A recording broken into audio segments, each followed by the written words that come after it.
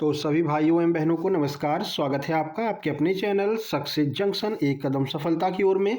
मेरा नाम है अतुल शुक्ला और हम लेकर के आ गए हैं आपके लिए एमपीएसआई भर्ती 2026 मध्य प्रदेश जेल प्रहरी क्षेत्र रक्षक एवं वन रक्षक एवं आगे आने वाली सभी भर्ती परीक्षाओं की दृष्टि से अति महत्वपूर्ण क्लास है विज्ञान एवं जैव विविधता एवं पर्यावरण।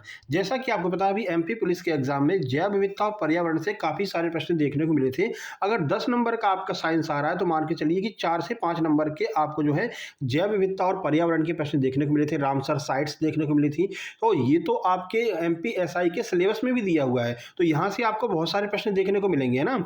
इसलिए आज हम 150 प्रश्न कवर करेंगे। इस 150 प्रश्न में लगभग 6 से 7 टॉपिक हम कवर करने वाले हैं, जिसमें आपका पर्यावरण और जैव विविधता भी कंप्लीट हो जाएगा और साइंस के प्रश्न भी आपको यहाँ पर देखने को मिल जाएंगे। तो चलिए शुरुआत करते हैं। सुपर मैराथन नंबर 1 है साइंस की, इसके बाद में 2 मैराथन और आएंगी जिसमें हम फिजिक्स, केमिस्ट्री और बायोलॉजी को कवर कर लेंगे, ठीक है। लेकिन ये टॉपिक आपके लिए महत्वपूर्ण है क्योंकि आपके सिलेबस में अलग से दिया गया है।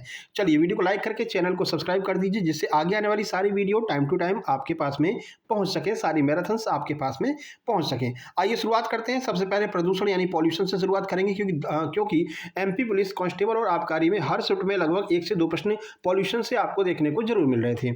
चलिए पहला प्रश्न है, वायु प्रदूषण का सबसे अच्छा संकेतक क्या है? 2 बार आपके एमपी आबकारी में पूछा गया है और 2 से 3 बार एमपी पुलिस में पूछा गया है लाइकेन वाला प्रश्न। कई बार हमने एनालिसिस में भी आपको बताया था कि ये लाइकेन वाले प्रश्न बहुत आ रहे हैं। तो वायु प्रदूषण का सबसे अच्छा संकेतक क्या है? लाइकेन्स, ये आपको ध्यान रखना है। आगे, भोपाल गैस त्रासदी में किस गैस का रिसाव हुआ था? मोस्ट इंपोर्टेंट है, ये भी कई बार पूछा गया आबकारी और एमपी पुलिस कांस्टेबल दोनों में। तो मिथाइल आइसोसाइनेट यानी कि मिक गैस का यहाँ पर रिसाव हुआ था भोपाल गैस त्रासदी में। अब आपको इसकी डेट बतानी है कि भाई भोपाल गैस त्रासदी कब हुई थी, उस समय मध्य प्रदेश के मुख्यमंत्री कौन थे? दोनों प्रश्न भी पूछे गए हैं। अभी आप कमेंट बॉक्स में कमेंट कर दीजिए, लास्ट में आपको हम इसका आंसर भी बता देंगे, ठीक है। चलिए आगे बढ़ लेते हैं। अगला है, मिनी माता रोग किस धातु के प्रदूषण से फैलता है? ये भी आपके एमपी पुलिस और कांस्टेबल आबकारी दोनों में पूछा गया है, ठीक है। तो ये पारा मरकरी की वजह से मिनी माता रोग जो है वो फैलता है। इटाई रोग किस कारण से होता है? ये भी महत्वपूर्ण है। कैडमियम की वजह से इटाई रोग होता है। आपने अगर एमपी पुलिस का एग्जाम दिया होगा, हमारा एनालिसिस डेली देखा होगा, तो आपको ये सारे प्रश्न किसी न किसी एनालिसिस वीडियो में देखने को मिले होंगे, क्योंकि ये सारे प्रश्न आपके एमपी पुलिस कांस्टेबल और आबकारी में पूछे गए हैं, ठीक है। चलिए आगे बढ़ लेते हैं। आगे बढ़ने से पहले आप लोगों को बता दें, जैसा कि आप लोग पता है एमपी पुलिस कांस्टेबल और एमपी आबकारी में अपने नोट्स से सीधे सीधे प्रश्न देखने को मिले थे। इसी तरह से एमपीएसआई के एग्जाम में भी आपको अपने सुपर नोट्स से सीधे सीधे प्रश्न देखने को मिलेंगे। 450 प्रश्नों की जो मैराथन की पीडीएफ है कंप्यूटर की, वो हमने नोट्स लेने वालों को प्रोवाइड करा दिया है। 500 प्रश्न सिविक्स के हैं, 500 प्रश्न की पीडीएफ सिविक्स की, वो भी हमने ग्रुप में डाल दिया है। लेकिन उस ग्रुप में केवल वही लोग शामिल हो सकते हैं जो लोग एमपीएसआई के कंप्लीट सुपर सिलेक्शन नोट्स लेते हैं। तो एमपीएसआई की कंप्लीट सुपर सिलेक्शन नोट्स लगभग 10 सब्जेक्ट के आपको मात्र 199 रुपए में उपलब्ध कराए जा रहे हैं। आप ये नोट्स प्राप्त कर सकते हैं। इसमें आपको सभी सब्जेक्ट की कंप्लीट थ्योरी मिलेगी, एमसीक्यू मिलेंगे और जितने भी मैराथन हमने करा रखी हैं, 450 प्रश्न कंप्यूटर के और 500 प्रश्न सिविक्स के यानी नागरिक शास्त्र के, इसके अलावा इंग्लिश की भी हमने जो है वीडियो करा रखी है, एमपीजी के current affair, Indian current affair, ये सब कुछ जितना भी हमने मैराथन करा रखा है, उन सभी मैराथन की पीडीएफ आपको इसी नोट्स के साथ में मिलेगी और केवल नोट्स लेने वालों को ही मिलेगी, क्योंकि वो ग्रुप में डाली जाती है। एमपीएसआई ग्रुप में डाली गई है आज सुबह, तो वहां पर वही लोग शामिल हो सकते हैं जो ये एमपीएसआई का कंप्लीट नोट्स लेते हैं, ठीक है। इसके अलावा मध्य प्रदेश क्षेत्र रक्षक और जेल प्रहरी की बड़ी वैकेंसी आने वाली है। 1467 पदों पर यह भर्ती आपकी मार्च में होने वाली है। इसके भी कंप्लीट नोट्स उपलब्ध है मात्र 189 रुपए में आप ये प्राप्त कर सकते हैं। कैसे प्राप्त करेंगे? छोटी सी प्रक्रिया है। ये क्यूआर कोड आपको दिखाई दे रहा है, इसका स्क्रीनशॉट खींच लीजिए। इसी पर आपको 199 का पेमेंट करना है। उस पेमेंट का स्क्रीनशॉट इस व्हाट्सएप नंबर 7052547003 इस पर आपको सेंड कर देना है। जैसे आप स्क्रीनशॉट सेंड करेंगे, तुरंत की तुरंत आपको complete super selection notes send कर दिए जाएंगे और आपको एमपीएसआई के व्हाट्सएप ग्रुप में जोड़ दिया जाएगा, जहां पर आपको आगे की सारी पीडीएफ मिलते रहेंगे, ठीक है। जैसे आज सुबह हमने 500 प्रश्नों की पीडीएफ डाली है नागरिक शास्त्र की, वो भी आपको मिल जाएगी। इसके अलावा कंप्यूटर की 450 वाली मिल जाएगी। बाकी 250, 200, 150 जितने ही प्रश्न हमने कराए हैं वो सब आपको यहाँ पर मिल जाएंगे, जो लास्ट टाइम पर आपके एमपीएसआई के एग्जाम में रामबाण साबित होंगे। तो जल्दी से आप लोग ये नोट्स लेकर के उस ग्रुप में शामिल हो जाइए। चलिए आगे बढ़ लेते हैं। और जो लोग क्यूआर से पेमेंट ना कर पाएँ, उनके लिए इसी व्हाट्सएप नंबर पर आप मैसेज कर देना, सर फ़ोनपे नंबर दे दो, आपको फ़ोनपे नंबर मिल जाएगा। पेमेंट करके स्क्रीनशॉट भेज के नोट्स ले लेंगे। चलिए 5वें नंबर का प्रश्न है, कौन सी गैस अम्लीय वर्षा एसिड रेन के लिए मुख्य रूप से जिम्मेदार है? ये भी बहुत महत्वपूर्ण है। SO2 और NO2, ये भी आपके एग्जाम में पूछा गया है। इसीलिए आपसे कह रहे थे ना, पर्यावरण और बायोडाइवर्सिटी के बहुत प्रश्न आपके आबकारी और एमपी पुलिस में पूछे हैं। अब आप लोग ध्यान नहीं देते हो, सोचते हो वही साइंस, फिजिक्स केमिस्ट्री बायोलॉजी वहीं से प्रश्न आएंगे।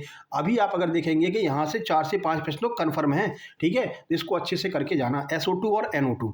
आगे बढ़ते हैं, वाहनों से निकलने वाली सबसे जहरीली गैस कौन सी है? ये है कार्बन मोनोऑक्साइड, CO। CO को दम घुटू गैस क्यों कहते हैं? तो CO को दम घुटू गैस क्यों कहते हैं? क्योंकि यह हीमोग्लोबिन से जुड़ करके ऑक्सीजन प्रवाह को रोक लेती है। जैसा कि आपको पता है, आपके शरीर में रक्त के साथ में जो हीमोग्लोबिन प्रवाहित होता है, इसी हीमोग्लोबिन के माध्यम से ऑक्सीजन हमारे शरीर में पहुंचती है। अब CO क्या करती है? इसी हीमोग्लोबिन में जाकर के मिल जाती है, और जैसे ये हीमोग्लोबिन में मिलती है वैसे हीमोग्लोबिन का प्रवाह रुक जाता है। प्रवाह रुकने से ऑक्सीजन नहीं पहुंच पाता है हृदय के पास में, और दम घुटने की वजह से व्यक्ति की मौत हो जाती है। जो धुआं वगैरह होता है, जैसे कि कहीं आग लग जाए तो जो व्यक्ति मरता है, आग में जल करके जो व्यक्ति मरता है वो CO गैस की वजह से ही मरता है, ठीक है। आगे बढ़ते हैं, फ्लाई ऐश का मुख्य स्रोत क्या है? तो कोयला आधारित जो ताप विद्युत केंद्र होते हैं वो फ्लाई ऐश का मतलब है राख जो होती है, तो राख का मुख्य स्रोत क्या होते हैं? कोयला आधारित ताप विद्युत केंद्र। अगला, पराबैंगनी किरणें, यूवी रेस कौन सा कैंसर होता है? तो अगर यूवी रेस अगर धरती पर बराबर आने लगी, ज्यादा मात्रा में आने लगी, तो त्वचा कैंसर आपको देखने को मिलेगा। ये ओजोन परत और त्वचा कैंसर वाला प्रश्न 2 से 3 बार MP आबकारी और कांस्टेबल ग्रुप 4 में भी पूछा गया था। मोस्ट इंपोर्टेंट लगा लीजिए त्वचा कैंसर, ठीक है। तो यहाँ पर ओजोन परत होती है, ओजोन परत पराबैंगनी किरणों को सोख लेती है, जिससे कि ये पराबैंगनी किरणें पृथ्वी पर नहीं आ पाती हैं और हम लोग हंसी खुशी अपना जीवन व्यतीत कर रहे हैं। जैसे ही ओजोन परत में अब छेद देखे जा रहे हैं, ओजोन परत में छेद हो जाएंगे, पराबैंगनी किरणें डायरेक्ट हमारे स्किन पर पड़ेंगी, और स्किन पर पड़ने की वजह से ये स्किन कैंसर का रीजन भी बन सकती हैं, स्किन कैंसर का कारण भी बन सकती हैं। ध्यान रखना, पराबैंगनी किरणें, यूवी किरणें त्वचा कैंसर का रीजन बनती हैं, त्वचा कैंसर का कारण बनती है। अगला प्रश्न, ध्वनि प्रदूषण को मापने की इकाई क्या है? डेसिबल। डेसिबल जो है वो आपके ध्वनि प्रदूषण को मापने की इकाई है। अगला, गंगा कार्य योजना GAP की शुरुआत कब हुई थी? 1985 में गंगा कार्य योजना की शुरुआत हुई थी। धुआं, स्मॉग किसका मिश्रण है? तो धुएं और कोहरे के मिश्रण को हम स्मॉग कहते हैं। अभी आपने सुना होगा यूपी में इंडियन क्रिकेट टीम का मैच होने वाला था, लेकिन वो मैच नहीं हो पाया था इकाना स्टेडियम में, तो वहां पर एक नेताजी के द्वारा बयान दिया गया था कि भैया लखनऊ में जो है वो स्मॉग फैल गया है, स्मॉग बहुत ज्यादा है, वो कोहरा नहीं है, वो कोहरे के साथ साथ में धुआं भी है, इतना प्रदूषण वहां पर हो गया है कि वो स्मॉग छट ही नहीं पा रहा, ठीक है। तो स्मॉग का अर्थ क्या होता है? धुएं और कोहरे के मिश्रण को हम स्मॉग कहते हैं। अगला, समुद्र में तेल प्रदूषण को साफ करने के लिए किसका प्रयोग किया जाता है? तो ऑयल जेपर का प्रयोग किया जाता है समुद्र में तेल प्रदूषण को समाप्त करने के लिए। अगला है, ब्लू बेबी सिंड्रोम जल में किसकी अधिकता की वजह से होता है? तो जल में अगर नाइट्रेट की अधिकता हो जाएगी तो ब्लू बेबी सिंड्रोम हो सकता है। ये ग्रुप 4 में पूछा गया था ESB एप्टेक के द्वारा। ब्लैक फुट रोग किसकी वजह से होता है? तो आर्सेनिक प्रदूषण की वजह से। ये प्रदूषण बहुत पूछे जाते हैं, आर्सेनिक प्रदूषण की वजह से ब्लैक फुट रोग हो जाता है। चलिए आगे बढ़ते हैं, जलवायु परिवर्तन, क्लाइमेट चेंज, यहां से भी बहुत प्रश्न पूछे जाते हैं। प्रश्न नंबर 16 है, ग्रीन हाउस प्रभाव शब्द किसने दिया था? तो यह शब्द जोसेफ फूरियर महोदय के द्वारा दिया गया था। मुख्य ग्रीन हाउस गैस कौन कौन सी है? तो मुख्यतः जो ग्रीन हाउस गैस है वो है आपकी कार्बन डाइऑक्साइड। इसी की वजह से धरती पर गर्मी जो है वो बढ़ रही है, ठीक है। इसीलिए क्या होता है कि मौसम भी चेंज हो रहा है। देखो, सर्दी अब पड़ना स्टार्ट हुई है, यानी 1 से 1.5 महीना सर्दी का ऐसे ही निकल गया, पूरा दिसंबर ऐसे ही निकल गया। अब सर्दी आपको यहाँ पर अब देखने को मिल रही है, जबकि नवंबर लास्ट से सर्दी शुरू हो जाती थी, दिसंबर जनवरी आते आते जनवरी लास्ट में सर्दी खत्म हो जाती थी। लेकिन अब आपको थोड़ा सा मौसम में चेंजमेंट देखने को मिल रहा है। ये क्यों हो रहा है? तो ये ग्रीन हाउस प्रभाव की वजह से हो रहा है, जिसमें मुख्य रूप से आपको CO2 गैस, कार्बन डाइऑक्साइड देखने को मिलती है। अगला, क्योटो प्रोटोकॉल महत्वपूर्ण है, 1997 में किससे संबंधित है? ग्रीन हाउस गैसों के उत्सर्जन को कम करने से संबंधित है। MP पुलिस कांस्टेबल में अभी पूछा गया है, एप्टेक के द्वारा MPP में पूछा गया है। ओजोन परत किस मंडल में पाई जाती है? तो समताप मंडल में ओजोन परत पाई जाती है। ओजोन परत की मोटाई मापने की इकाई को क्या कहते हैं? डॉप्सन कहते हैं, ठीक है। ये भी बहुत महत्वपूर्ण है, ये भी अभी MPP 2025 वाले एग्जाम में पूछा गया। डॉप्सन जो है ओजोन परत मापने की इकाई होती है। आगे बढ़ते हैं, मॉन्ट्रियल प्रोटोकॉल 1987 का मुख्य उद्देश्य क्या है? ओजोन परत संरक्षण। प्रश्न पूछा गया था आबकारी में, भैया मॉन्ट्रियल प्रोटोकॉल किससे संबंधित है? ओजोन परत के संरक्षण से संबंधित है। MPP पुलिस में पूछा गया, भाई मॉन्ट्रियल प्रोटोकॉल कब हुआ था? 1987 में हुआ था। तो दोनों प्रश्न आपके लिए महत्वपूर्ण है। ग्लोबल वार्मिंग के लिए सर्वाधिक उत्तरदायी गैस कौन सी है? तो ग्लोबल वार्मिंग के लिए सबसे उत्तरदायी गैस कौन सी है? CO2, और यही ग्रीन हाउस प्रभाव में सबसे ज्यादा पाई जाती है। अगला, COP21 पेरिस समझौता कब हुआ था? ये 2015 में हुआ था। जलवायु परिवर्तन पर IPCC का फुल फॉर्म क्या है? तो IPCC का फुल फॉर्म देख लेते हैं। देखिए, inter governmental panel on climate change, ये IPCC का फुल फॉर्म होता है। ओजोन छिद्र की खोज किसने की थी? जोसेफ फॉरमैन महोदय ने अंटार्कटिका के ऊपर ओजोन छिद्र की खोज की थी, जहां पर बताया गया था कि ओजोन परत में छिद्र हो गया है, अब पराबैंगनी किरणें सीधे पृथ्वी पर प्रवेश कर रही हैं।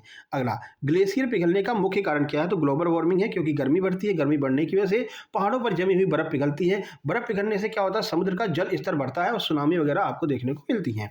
अगला देखिए, कार्बन टैक्स लगाने वाला पहला देश कौन सा है? तो न्यूजीलैंड पहला देश है जिसने कार्बन टैक्स लगाया है।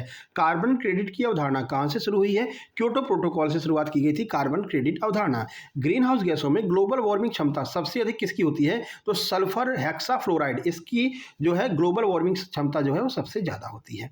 आज चलो भैया पहले वीडियो को लाइक कर दो, जल्दी से लाइक करो, आप लोग लाइक करना भूल जाते हो। वीडियो को लाइक कर दीजिए, चैनल पर पहली बार आए सब्सक्राइब का रेड कलर का बटन दिख रहा होगा उसको सब्सक्राइब कर लीजिए, और यहीं पर आपको शेयर का बटन इस तरह का दिख रहा होगा, शेयर कर दीजिए अपने सभी व्हाट्सएप ग्रुप में, सभी दोस्तों के पास में। ठीक है भैया, आगे बढ़ते हैं।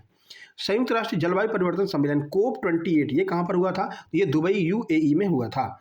अगला देखते हैं। अब यहाँ पर हम बात करेंगे रामसर साइट और आर्द्रभूमि। यहाँ से बहुत प्रश्न पूछे जाते हैं। मेन जो टॉपिक है सबसे पहले हम उसको कराते हैं, ऐसे कन्फर्म है भैया कि यहाँ से प्रश्न आएंगे ही आएंगे, है ना। चलिए देखिए, तो रामसर सम्मेलन कब हुआ था? MP पुलिस कांस्टेबल में पूछा गया है। ये 2 फरवरी 1971 को हुआ था। विश्व आर्द्रभूमि दिवस कब मनाया जाता है? तो विश्व आर्द्रभूमि दिवस 2 फरवरी को मनाया जाता है, क्योंकि इसी दिन रामसर सम्मेलन हुआ था। रामसर शहर किस देश में है? ईरान में रामसर शहर आयोजित है। ये रामसर से MP पुलिस में सीधे सीधे प्रश्न पूछे गए थे, तो ये प्रश्न रिपीट होने की पूरी संभावना है। आगे, भारत में कुल कितनी रामसर साइट्स है? तो वर्तमान में भारत में 85 रामसर साइट है 2025 के डेटा के अनुसार। ठीक है, तो 2025 का अगर करंट का डेटा देखते हैं तो 85 रामसर साइट्स वर्तमान में भारत में हैं।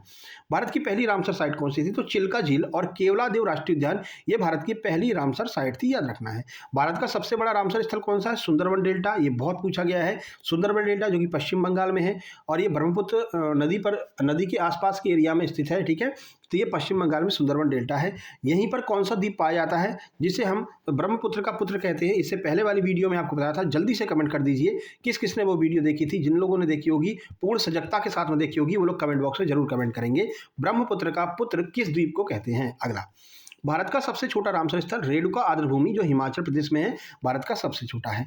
आगे बढ़ते हैं। सर्वाधिक रामसर साइट वाला भारतीय राज्य कौन सा है? तो तमिलनाडु में सबसे ज्यादा रामसर साइट्स हैं। अगला, मॉन्ट्रैक्स रिकॉर्ड, ये क्या है? तो संकटग्रस्त आर्द्रभूमियों का जो रजिस्टर होता है उसे हम मॉन्ट्रैक्स रिकॉर्ड कहते हैं। आगे बढ़ते हैं। अगला है, मॉन्ट्रैक्स रिकॉर्ड में शामिल भारत के 2 स्थल कौन से हैं? तो ये है केवलादेव जो कि राजस्थान में है, लोकटक झील जो कि मणिपुर में है। ठीक है, यहीं पर डांसिंग डियर पाया जाता है, ध्यान रखना, डांसिंग डियर लोकटक झील मणिपुर में पाया जाता है। अगला, केवलादेव राष्ट्रीय उद्यान किस राज्य में है? तो यह है राजस्थान में। लोकटक झील जिसे हम तैरती हुई झील कहते हैं, ये कहाँ पर है? तो ये मणिपुर में है। आगे बढ़ते हैं। अगला प्रश्न देखिए, भोज आर्द्रभूमि है ये कहाँ पर स्थित है? तो ये मध्य प्रदेश में स्थित है। ये आपके लिए बहुत महत्वपूर्ण है क्योंकि MPSI का एग्जाम है, तो ये जरूर पूछी जाएगी। अगला, अष्टमुडी आर्द्रभूमि और भोज आर्द्रभूमि मध्य प्रदेश में भी, कहाँ पर? भोपाल में। ठीक है, अष्टमुडी आर्द्रभूमि किस राज्य में है? तो ये केरल में है।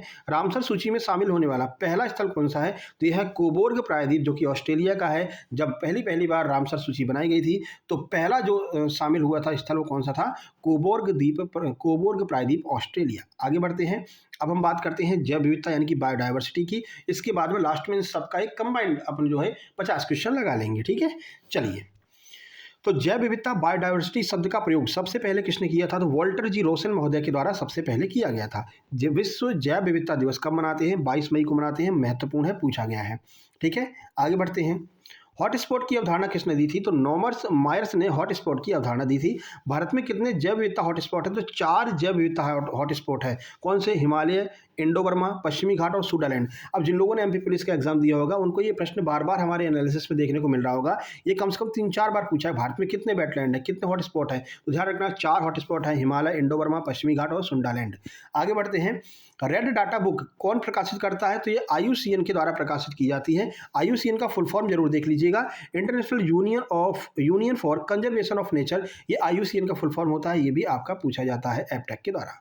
अगला, IUCN का मुख्यालय कहाँ पर? तो ग्लैंड, स्विट्जरलैंड में IUCN का मुख्यालय है। अगला, संकटग्रस्त प्रजातियों को किस रंग के पन्नों पर दर्शाया जाता है? तो गुलाबी रंग यानी पिंक पन्नों पर दर्शाया जाता है संकटग्रस्त प्रजातियों को। भारत का प्रथम राष्ट्रीय उद्यान कौन सा है? तो यह है जिम कॉर्बेट जो कि उत्तराखंड में है। प्रोजेक्ट टाइगर कब शुरू हुआ? 1973 में प्रोजेक्ट टाइगर शुरू हुआ था। अगला, प्रोजेक्ट एलिफेंट की शुरुआत कब हुई? 1992 में प्रोजेक्ट एलिफेंट की शुरुआत हुई थी, ध्यान रखना है, ये दोनों महत्वपूर्ण हैं। अगला, शांत घाटी साइलेंट वैली कहाँ पर है? तो ये केरल में स्थित है। भारत का वाटरमैन किसे कहा जाता है? वाटरमैन ऑफ इंडिया किसे कहते हैं? तो राजेंद्र सिंह को वाटरमैन ऑफ इंडिया कहा जाता है। चिपको आंदोलन के प्रणेता कौन थे? सुंदर लाल बहुगुणा चिपको आंदोलन के प्रणेता थे। अगला, इन सीटू संरक्षण क्या है? तो जीवों को उनके प्राकृतिक आवास में बचाना ही इन सीटू कहलाता है। अब प्राकृतिक आवास क्या क्या होगा? जैसे कि नेशनल पार्क्स हो गए, इसमें अगर आप जीवों को संरक्षित करते हैं जिसको हम कहते हैं इन सीटू। अब एक्स सीटू क्या होता है? तो एक्स सीटू संरक्षण का उदाहरण दीजिए तो चिड़ियाघर, बीज बैंक, बॉटेनिकल जो गार्डन होते हैं जहाँ पर जो है पशु पक्षियों को रखा जाता है। देखो नेशनल पार्क में फ्री घूमते हैं, ठीक है, यहाँ पर पशु पक्षियों को रखा जाता है, तो इसको कहते हैं एक्स सीटू। अगला, अब हम बात करते हैं नवीकरणीय और गैर नवीकरणीय ऊर्जा स्रोत यानी कि एनर्जी रिसोर्सेस के बारे में। तो सौर ऊर्जा कैसा संसाधन है? तो ये नवीकरणीय ऊर्जा संसाधन है, ये कभी समाप्त नहीं होगा। अगला, जीवाश्म ईंधन कोयला पेट्रोलियम किस श्रेणी में आते हैं? तो ये गैर नवीकरण में आते हैं, क्योंकि एक समय के बाद में वो जो पेट्रोलियम है, जो कोयला है, ये समाप्त हो जाएंगे, ठीक है। तो जो समाप्त ना हो उन्हें हम नवीकरणीय कहते हैं, जो समाप्त हो जाए उन्हें हम गैर नवीकरणीय नॉन रिन्यूएबल कहते हैं। भारत का सबसे बड़ा सौर पार्क कहाँ पर स्थित है? तो ये भादला सोलर पार्क राजस्थान में स्थित है। आगे बढ़ते हैं, अंतर्राष्ट्रीय सौर संगठन ISA का मुख्यालय कहाँ पर है? गुरुग्राम भारत में स्थित है। पवन ऊर्जा के उत्पादन में कौन सा राज्य शीर्ष पर है? तो गुजरात, तमिलनाडु, ये दोनों ही शीर्ष पर बने रहते हैं, कभी गुजरात कभी तमिलनाडु, ठीक है। चलिए, वर्तमान में कौन है? तो वर्तमान में तमिलनाडु है। बायोगैस का मुख्य घटक क्या है? तो मीथेन यानी CH4 बायोगैस का मुख्य घटक है। अगला है जियोथर्मल भूतापीय ऊर्जा का स्रोत क्या है? तो पृथ्वी की जो आंतरिक गर्मी होती है ये जियोथर्मल भूतापीय ऊर्जा कहलाती है।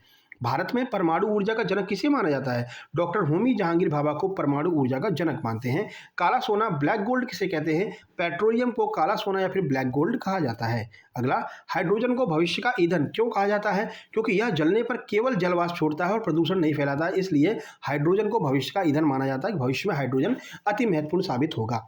चलिए, अब हम बात करते हैं पारिस्थितिकी तंत्र यानी कि इकोसिस्टम पर। ये सभी महत्वपूर्ण प्रश्नों को कवर किया है। वैसे तो सिलेबस बहुत बड़ा है ना, लेकिन अब उतना समय आपके पास में नहीं है, तो जो बार बार एप्टेक पूछ रहा है पहले हम उसको कवर करेंगे। चलिए, इकोसिस्टम शब्द सबसे पहले किसने दिया था? तो A.G. टॉन्सले महोदय ने 1935 में इकोसिस्टम शब्द दिया था। इकोलॉजी शब्द का प्रयोग सर्वप्रथम किसने किया था? तो अर्नेस्ट हैकल ने। यह भी अभी MPP पुलिस में पूछा गया है, ठीक है। अगला, पारिस्थितिकी तंत्र का ऊर्जा का मुख्य स्रोत क्या होता है? तो सूर्य का जो प्रकाश है वो पारिस्थितिकी तंत्र के ऊर्जा का मुख्य स्रोत होता है। खाद्य श्रृंखला फूड चेन में ऊर्जा का प्रवाह कैसे होता है?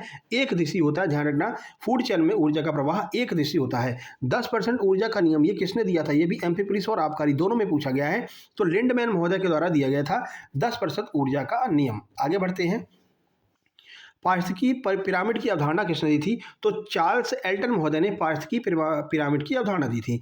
जलीय पारिस्थितिकी तंत्र में जीव भार का पिरामिड कैसा होता है? ध्यान रखना, जलीय पिरामिड जो होता है वो उल्टा होता है, ठीक है। आगे बढ़ते हैं, सर्वाधिक स्थायी पारिस्थितिकी तंत्र कौन सा है? तो महासागर जो है वो सर्वाधिक स्थायी पारिस्थितिकी तंत्र है। दो पारिस्थितिकीय तंत्र के बीच के संक्रमण क्षेत्र को क्या कहते हैं? इकोटोन कहते हैं। यानी एक ये जैसे मान लीजिए महासागर हो गया, ये पृथ्वी हो गई, इसके बीच का जो पारिस्थितिकी तंत्र है इसको क्या कहेंगे? जमीन और महासागर के बीच को इसको हम कहेंगे इकोटोन। अगला, एक पोषण स्तर से दूसरे पोषण स्तर में कितनी ऊर्जा स्थानांतरित होती है? तो केवल 10% ऊर्जा स्थानांतरित होती है, लिंडमैन महोदय ने बताया था, और ये बार बार पूछा जाता है एप्टेक के द्वारा, है ना। अभी MP पुलिस में पूछा गया, इससे पहले आबकारी में पूछा गया था, फिर ग्रुप 4 में पूछा गया था। तो हर एग्जाम का हम एनालिसिस करवाते हैं हर दिन का, तो हमको पता रहता है भाई कौन कौन से प्रश्न पूछे जा रहे हैं लगातार, ठीक है। तो आंसर की आने से पहले ही हमको ये पता रहता है भाई ये प्रश्न पूछे जाते हैं, तो वो सारे महत्वपूर्ण प्रश्न आपको हम करवा देंगे। यही प्रश्न आपको रिपीट होते हुए नजर आएंगे आपके MPSI के एग्जाम में। पर्यावरण कानून और आंदोलन की बात कर लेते हैं, क्योंकि ये कानून की बात है, आप MPSI बनने जा रहे हैं तो ये प्रश्न आपके एग्जाम में आएंगे। भारतीय वन्यजीव संरक्षण अधिनियम कब लागू हुआ? 1972 में। जल प्रदूषण निवारण एवं नियंत्रण एक्ट कब लागू हुआ? 1974 में, ठीक है। ये एक्ट के बारे में आपसे पूछा जाएगा। वन संरक्षण अधिनियम फॉरेस्ट कंजर्वेशन एक्ट ये कब लागू हुआ? 1980 में। पर्यावरण संरक्षण एक्ट EPA कब पारित हुआ? तो 1986 में। से छाता विधान भी कहते हैं, छाता विधान MPPSC में पूछा गया था कि भाई छाता विधान किस एक्ट को कहते हैं? तो पर्यावरण संरक्षण एक्ट EPA को छाता विधान कहते हैं, 1986 में पारित हुआ था। वायु प्रदूषण निवारण एवं नियंत्रण एक्ट ये कब बना था? तो ये 1981 बना। राष्ट्रीय हरित अधिकरण NGT की स्थापना कब हुई? 2010 में। नर्मदा बचाओ आंदोलन से कौन जुड़ा हुआ है? तो मेघा पाटकर और बाबा आमटे, ये नर्मदा बचाओ आंदोलन से जुड़े हुए हैं। अगला, एपिको आंदोलन किस राज्य से संबंधित है? ये कर्नाटक से संबंधित है। पर्यावरण का मैग्ना कार्टा किसे कहते हैं? स्टॉकहोम सम्मेलन 1972 में हुआ था, इसको पर्यावरण का मैग्ना कार्टा कहते हैं। आगे बढ़ते हैं, पृथ्वी शिखर सम्मेलन 1992 कहाँ पर आयोजित हुआ था? रियो डी जेनेरियो ब्राजील में। ये बहुत महत्वपूर्ण है, ध्यान रखना, ठीक है। 1992 रियो डी जेनेरियो। आगे बढ़ते हैं, अगला बात करते हैं प्रदूषण, यानी कि यहाँ से हम पॉल्यूशन के जो एडवांस प्रश्न होते हैं, उन्नत प्रश्न जो होते हैं, जिनके आने की बहुत ज़्यादा संभावना रहती है, जो हाई लेवल के प्रश्न इसको हम कह सकते हैं, तो इसको आइए कवर कर लेते हैं। ठीक है, तो पॉल्यूशन एडवांस प्रश्न। प्रश्न है, पॉर्थेनियम गाजर घास से कौन सी बीमारी होती है? तो इससे चर्म रोग और दमा होता है। जब पेपर को कठिन बनाएंगे तो ये प्रश्न आपको देखने को मिलेंगे, कठिन स्तर के प्रश्न है। ठीक है, लाइकेन किसका मिश्रण होता है? तो कवक, फंजाई और शैवाल दोनों का मिक्सचर लाइकेन होता है, ध्यान रखना। अगला, गंगा नदी में बीओडी अधिक क्यों होता है? कानपुर और प्रयागराज के बीच में प्रदूषण के कारण। कानपुर और प्रयागराज के बीच में अति प्रदूषण होता है, जिसकी वजह से बीओडी लेवल हाई हो जाता है। ठीक है, आगे बढ़ते हैं। पराबैंगनी किरणों को सोखने वाली गैस कौन सी है? तो ये है ओजोन। O3 गैस जो होती है, इसको हम ओजोन कहते हैं। इसका सूत्र अभी पूछा गया था आपके एमपी पुलिस के एग्जाम में, O3 गैस का। प्रदूषण जो वर्षा के जल में घुलकर उसे अम्लीय बना देता है, क्या कहलाता है? तो सल्फर डाइऑक्साइड जो है, ये वर्षा के जल में घुल करके उसको अम्लीय वर्षा में परिवर्तित कर देती है। कृत्रिम वर्षा, क्लाउड सीडिंग, इसका प्रयोग मतलब क्लाउड सीडिंग में किसका प्रयोग होता है? तो सिल्वर आयोडाइड AgI का प्रयोग होता है। ये कई बार पूछा गया है। अभी दिल्ली में जो है कृत्रिम वर्षा करवाई जाती रहती है, आप देखते होंगे। तो सिल्वर आयोडाइड का प्रयोग होता है। ध्वनि प्रदूषण की सामान्य सीमा क्या होती है? 45 से 55 डेसिबल WHO के अनुसार ध्वनि प्रदूषण की सीमा होती है। ये लास्ट डे पूछा गया था एमपी पुलिस के एग्जाम में, अंतिम दिन, बिल्कुल लास्ट शिफ्ट में। जब लास्ट शिफ्ट का हमने एग्जाम एनालिसिस कराया था तो हमने इसके बारे में बताया था। Green muffler, most important, green muffler किससे संबंधित है? तो ध्वनि प्रदूषण को कम करने के लिए सड़कों के किनारे पेड़ लगाना, ये जो है ग्रीन मफलर से संबंधित है। देखो अभी लोग कंफ्यूज हो जाते हैं, भैया ग्रीन मफलर क्या हो सकता है? तो जो हाईवेज होते हैं, जो सड़क होते हैं, इनके किनारे क्या करते हैं कि बड़े बड़े पेड़ लगा देते हैं। ठीक है, या छोटे छोटे पेड़ लगा देंगे, तो इससे जो नॉइस होता है, जो ध्वनि प्रदूषण होता है, इन पेड़ों के द्वारा सोख लिया जाता है। और ये जो है हॉर्न की जो आवाज़ होती है, वो सब इनके द्वारा सोख ली जाती है। इससे ध्वनि प्रदूषण कम होता है। चलिए, यूरो मानक यानी कि यूरो नॉर्म्स किससे संबंधित है? तो वाहनों के प्रदूषण स्तर से संबंधित है यूरो नॉर्म्स। चलिए, अपना शतक लग रहा है भैया। यहाँ पर 100वां प्रश्न करते हैं। एरोसॉल क्या है? तो हवा में तैरते हुए ठोस या तरल सूक्ष्म कण जो होते हैं, वो एरोसॉल कहलाते हैं। चलिए, अब हम अगले टॉपिक की ओर बढ़ते हैं, जहां पर हम देखेंगे जैव विविधता और संरक्षण, यानी कि बायोडायवर्सिटी और कंजर्वेशन के प्रश्न।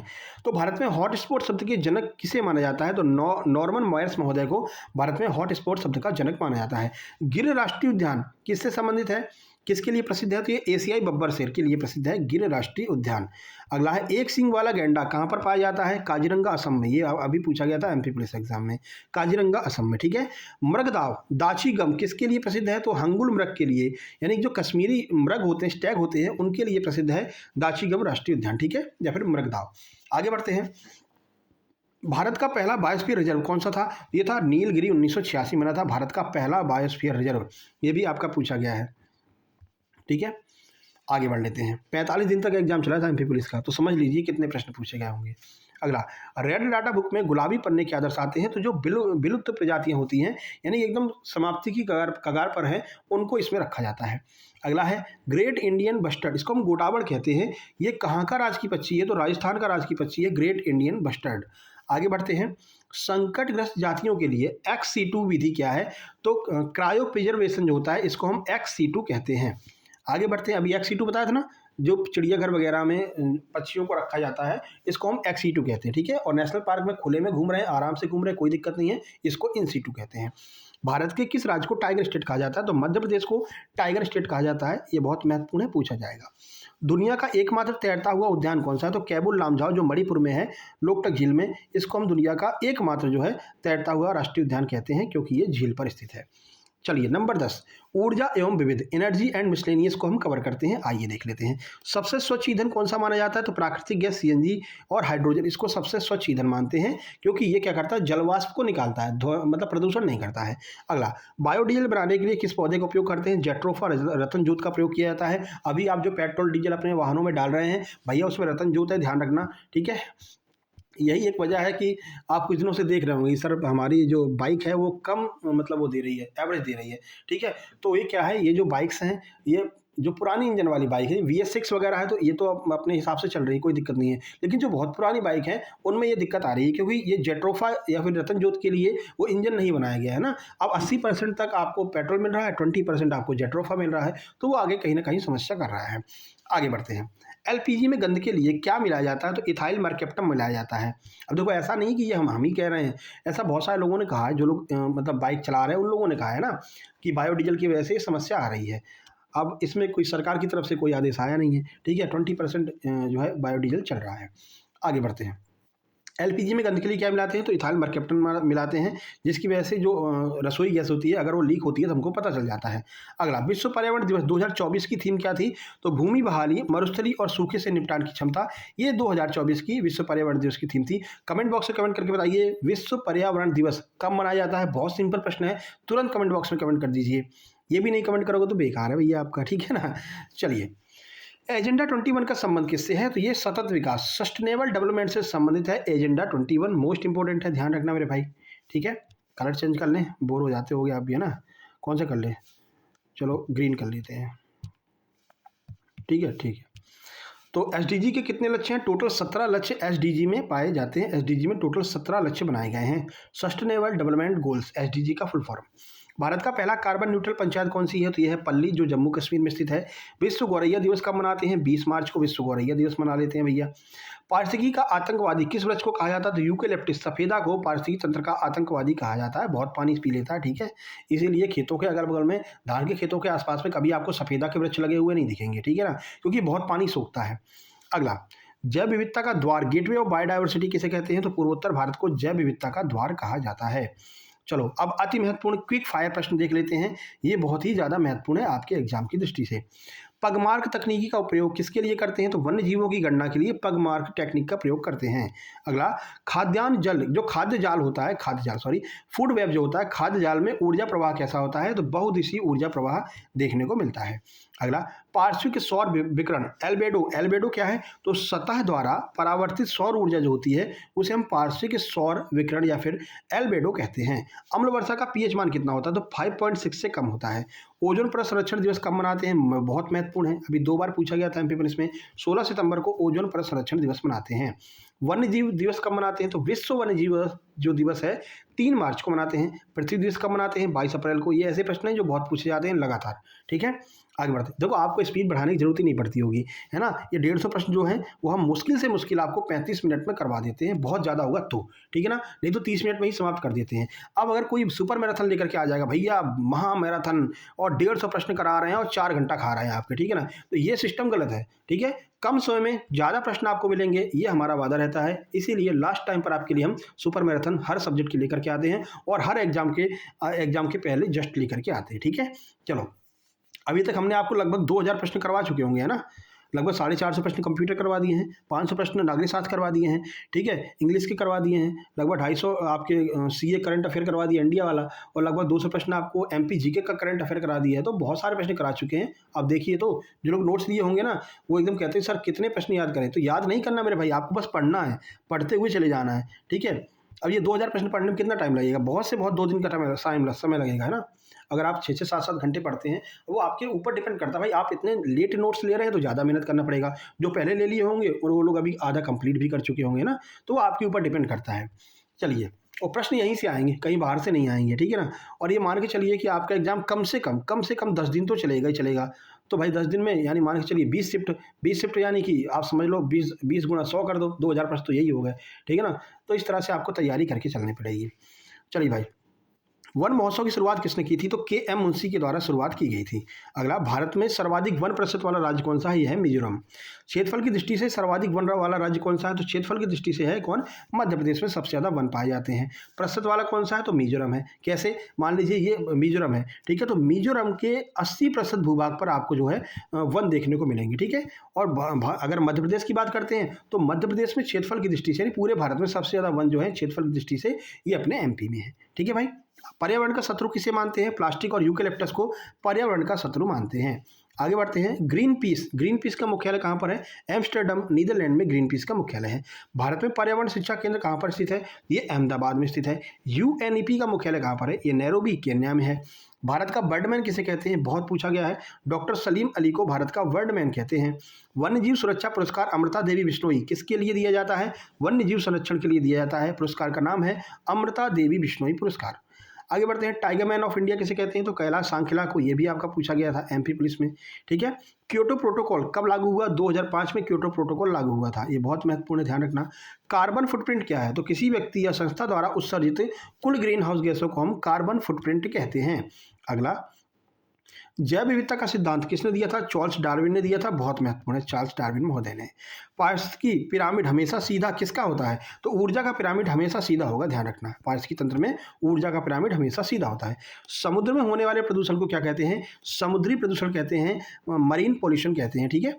जैव प्रवर्धन यानी कि बायोमैग्निफिकेशन क्या होता है? तो खाद्य श्रृंखला में विषाक्त पदार्थों की जो सांद्रता होती है वो अगर बढ़ जाती है, इसको हम जैव प्रवर्धन कहते हैं। सुपोषण का क्या कार्य है? तो जल में पोषक तत्वों की अधिकता से शैवाल का बढ़ना ही सुपोषण कहलाता है। अगला, रामसर स्थलों की सूची में शामिल चिल्का झील कहाँ पर है? तो ये उड़ीसा में है। बहुत महत्वपूर्ण है, अभी पूछा गया था ये भी आपका। ओजोन गैस की गंध कैसी होती है? तो सड़ी मछली जैसी इसकी गंध होती है। ग्रीन डाटा बुक किससे संबंधित है? दुर्लभ और संकटग्रस्त पौधों से संबंधित है ग्रीन डाटा बुक। आगे, जैव विविधता प्राधिकरण यानी कि एनबीए का मुख्यालय कहाँ पर है? ये चेन्नई में है, भारत में।